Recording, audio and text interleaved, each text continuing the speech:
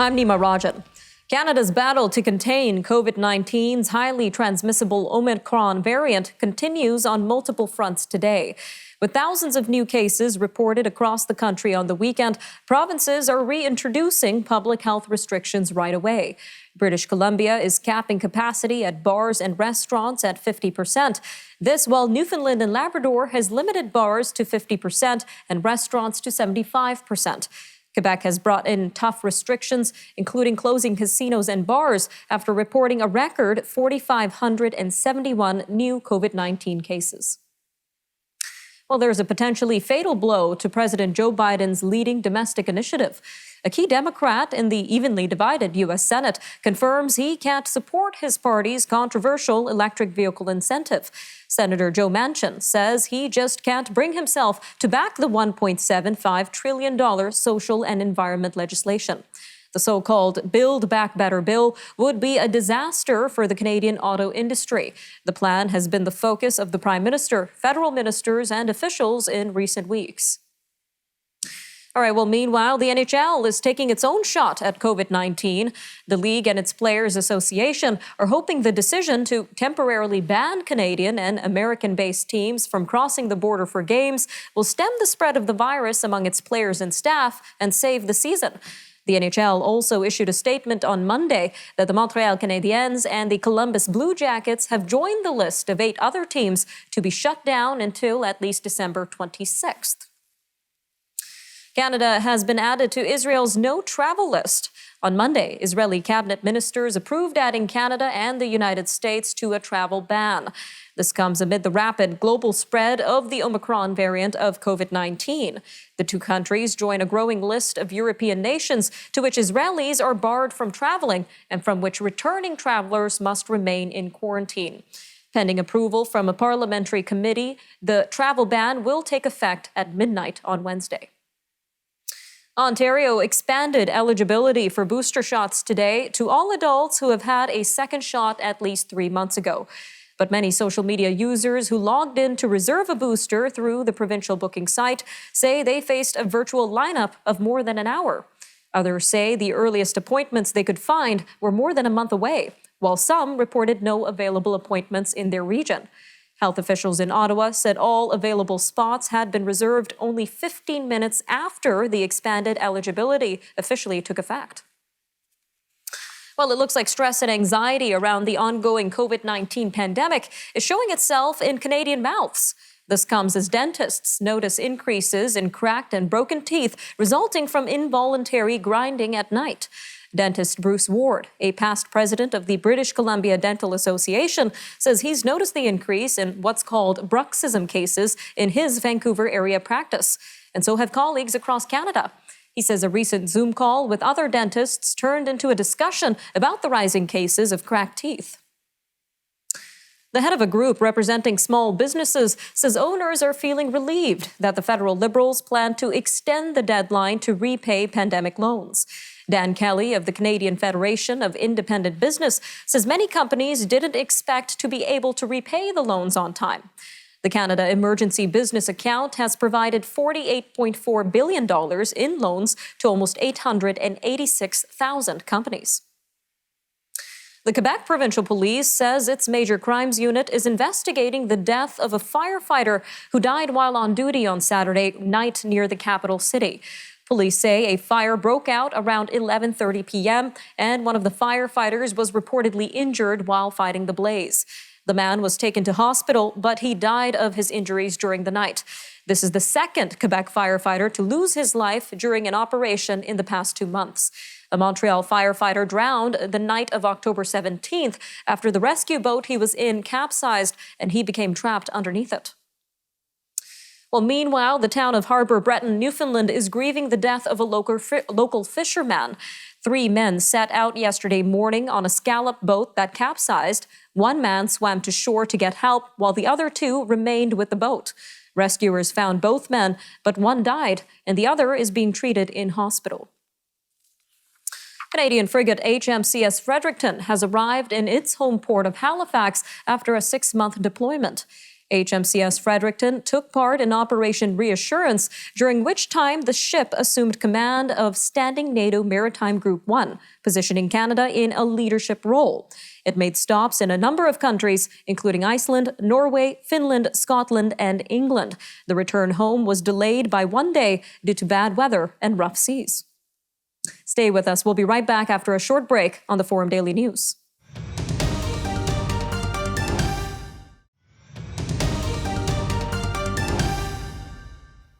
The COVID-19 pandemic has affected many sectors of the economy in Canada, from aviation to hospitality and tourism. Even the mink farming industry has been impacted. After the discovery of COVID-19 in mink farms in BC, the provincial government ordered the industry to close over public health risks. The decision comes as polling shows the industry is increasingly unpopular, with a poll from last year finding almost 80% of BC residents saying they were opposed to killing animals for their fur. However, shutting down the industry is not the only approach being taken by governments. Nova Scotia, for instance, recently launched a mink vaccination program. With us to discuss the story further is Mr. Doug Furby, an award-winning veteran journalist and newspaper manager based in Calgary, Alberta. He is also a contributor to the C2C Journal, where he wrote an article on the situation called Out into the Cold, British Columbia's Wanton Destruction of Fur Farming. Mr. Furby, welcome to Forum Daily. Thank you, Nina. So let's start with your recent article, sir. Can you share some of your findings with our viewers? Well, as you said in your summary, COVID-19 was discovered on 3 BC farms, and about 12 people who worked on those farms tested positive. In total, there are about 9 mink farms in BC, and they're all located in the Fraser Valley. And now, with this discovery, the BC government jumped to the conclusion that there was a cause and effect relationship, and they've banned mink farming there. The farmers have until early 2023 to get rid of their animals, but they say this immediate ban on breeding mink mean that they're effectively out of business now. The situation's even worse for them because the government has not made any concrete offers of compensation for their lost business, so they are literally out in the cold. And what kind of reasons did the BC government give for closing the industry and not providing this compensation, sir? Well, BC's Minister of Agriculture, Lana Popham, and Dr. Bonnie Henry, the Medical Officer of Health, jointly held the news conference where they announced the ban. They insisted, under questioning from reporters, that this action was solely taken out of concern for public health. Unfortunately, the mink ranchers don't believe them because they know that the minister has really been gunning for that industry for a number of years, including back when she was in the opposition ranks. The minister and the medical officer argued that there was too great a risk that the virus would be transmitted back and forth between humans and mink. This has not been substantiated by any reliable scientific research. And how does this approach compare with other mink-producing jurisdictions in Canada? Well, the mink industry is pretty diverse across the country. I think most of the mink farming goes on in Nova Scotia, with some in Ontario and Quebec, and some in some of the other provinces as well. Big provinces like Ontario have been kind of taking a wait-and-see approach. They haven't really said what they intend to do, but in Nova Scotia, the government has been extremely supportive of the mink industry and has reached out to the ranchers, providing expertise, removing some red tape, and even providing some financial assistance to help them get through this tough time. So it's really quite the polar opposite of what you're seeing in British Columbia. And we know Denmark also experienced a similar situation. So they destroyed their entire mink herd after these mink tested positive for COVID-19. So what are the similarities and differences to the situation in BC? Sadly, it's a little bit too similar. The Denmark situation was a social, political, and economic disaster. 17 million mink, that's their entire industry in Denmark, was destroyed. Animals were slaughtered and buried. However, the government did such a poor job that the decomposing mink actually rose to the surface as their bodies decomposed. They were called zombie mink, and it created tremendous public outrage. Further investigation revealed that their fears that the mink could spread COVID back to humans had no scientific support, and to this day has no scientific support. And in fact, the order to destroy the animals was illegal. The agriculture minister in Denmark had to resign. The prime minister in Denmark later apologized for the actions that they took. We are not seeing a similar response in British Columbia. The government in British Columbia is not backing down, even though we have more recent research that continues to suggest that the mink do not pose any risk to humans. All right, Mr. Doug Furby, thank you again for joining us today on Forum Daily. Great talking to you. We'll be right back.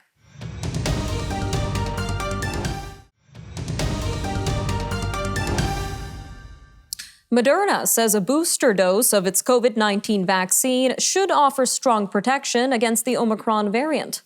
The drug maker says its lab tests show the booster shots increase the level of antibodies able to fight Omicron by 37 times. The results haven't been subject to scientific review yet, but tests by the U.S. National Institutes of Health produced a similar finding. The Federal Finance Department is reporting the government ran a deficit of $72.3 billion through the first 7 months of its fiscal year. That's down from the $216.6 billion deficit in the same period a year ago. Program spending fell to $259.1 billion, largely due to lower transfers to people, businesses, and other levels of government under Ottawa's COVID-19 economic response plan. BMO Financial Group is buying the American subsidiary of French bank BNP Paribas for $16.3 billion. The Canadian bank says its purchase of Bank of the West will strengthen its expansion in the United States.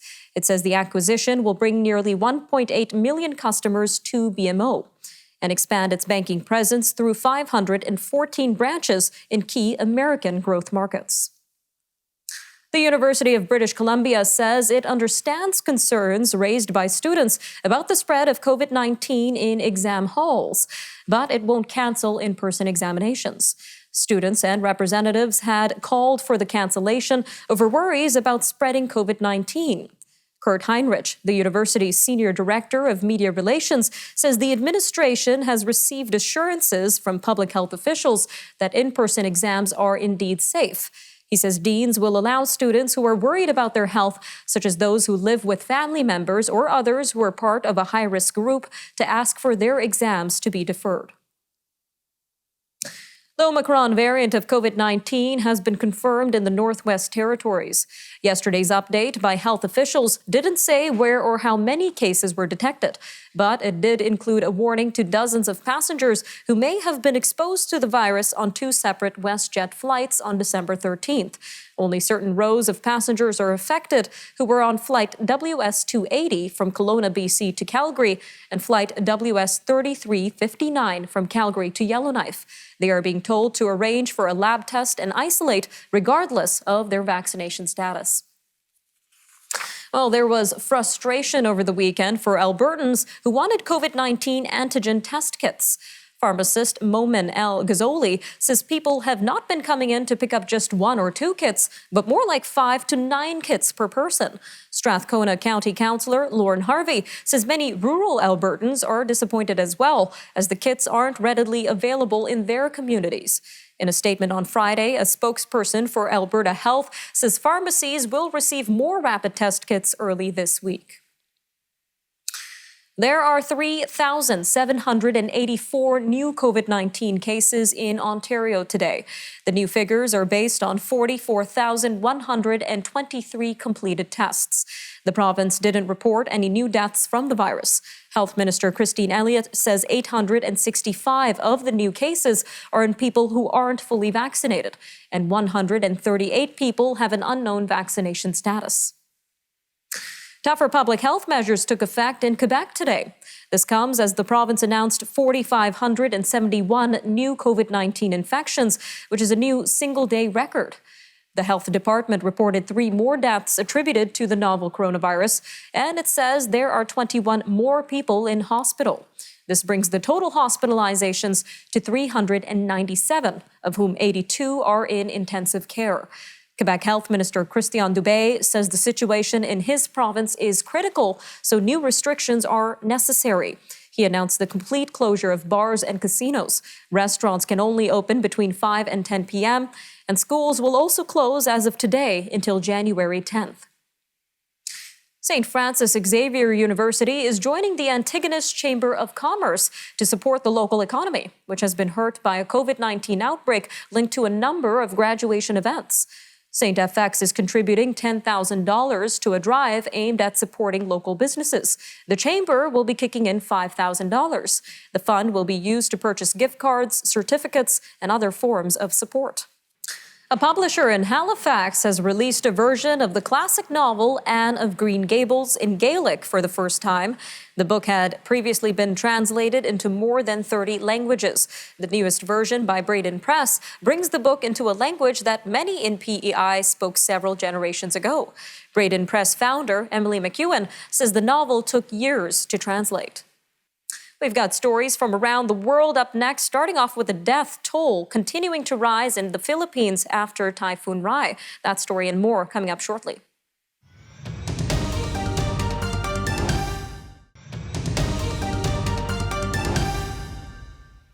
The death toll in the Philippines from Typhoon Rai has risen to 375, with 500 people injured and 56 still missing. Many were killed by falling trees, collapsing walls, flash floods, and landslides.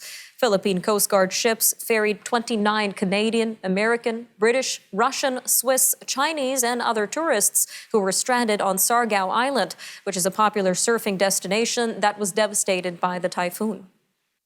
The World Health Organization says COVID-19 cases involving Omicron are doubling every day and a half to 3 days in countries where there's community transmission.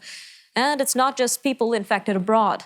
The WHO says the variant's substantial growth advantage over the Delta variant means it's likely to soon overtake Delta as the dominant strain.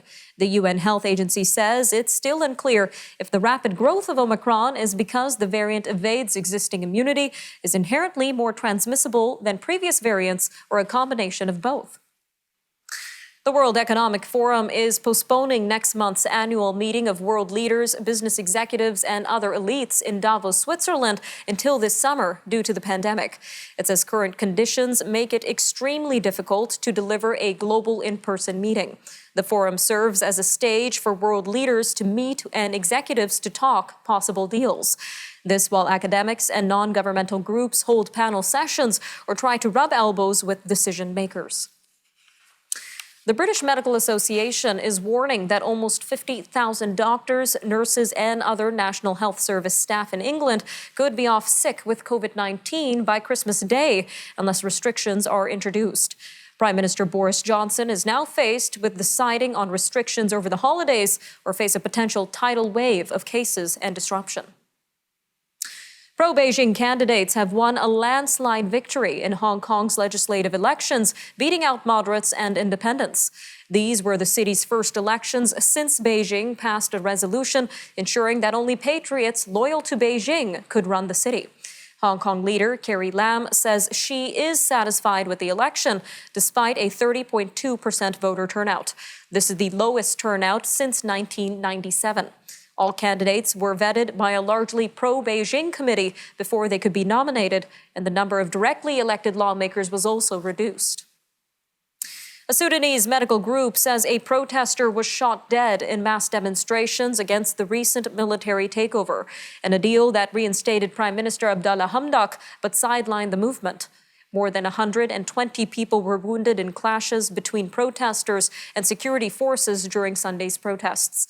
The demonstrations marked the 3rd anniversary of the start of the uprising that eventually forced the removal of longtime autocrat Omar al-Bashir. Former leftist Chilean student leader Gabriel Boric will be under quick pressure from his youthful supporters to fulfill his promises to remake Chile. Mr. Boric won 56% of the votes, compared to 44% for his opponent, far-right lawmaker Jose Antonio Cast. The 35-year-old millennial has vowed to bury the neoliberal economic model left by General Augusto Pinochet's dictatorship that ended in 1990. Chinese tennis star Peng Shuai is now denying saying that she was sexually assaulted. This comes despite a November social media post attributed to her that accused a former top Communist Party official of sexual assault. A Singapore newspaper has posted video of Ms. Peng that it reports was taken Sunday in Shanghai, in which she claims that she has been mainly staying at home in Beijing, but is free to come and go as she pleases. Ms. Peng dropped out of sight after the accusation appeared briefly on Chinese social media. Screenshots of the post prompted widespread concern about Ms. Peng's safety. The United Arab Emirates says it will no longer censor films released in cinemas. It is the country's latest effort to boost its brand as a liberal hub, attractive to foreigners. The Emirati Media Regulatory Authority announced that it will introduce a new 21 and older age category for viewers, instead of cutting scenes it deems offensive to traditional Islamic sensibilities. A Winnipeg couple have raised $7,500 for local charities. This by turning wooden packaging pallets into decorative Christmas snowmen. Val Ruth and Blaine Wall began working on the decorations in July and were able to produce 300 of them. Mr. Wall says without generous support from local businesses, they would have run out of supplies. All right, I'm Nima Rajan, and that'll do it for your look at national and international news for today. Remember, for more news on demand, you could always visit our website at thenewsforum.ca or follow us on Facebook, Instagram, and Twitter. Take care, Canada. We'll see you next time.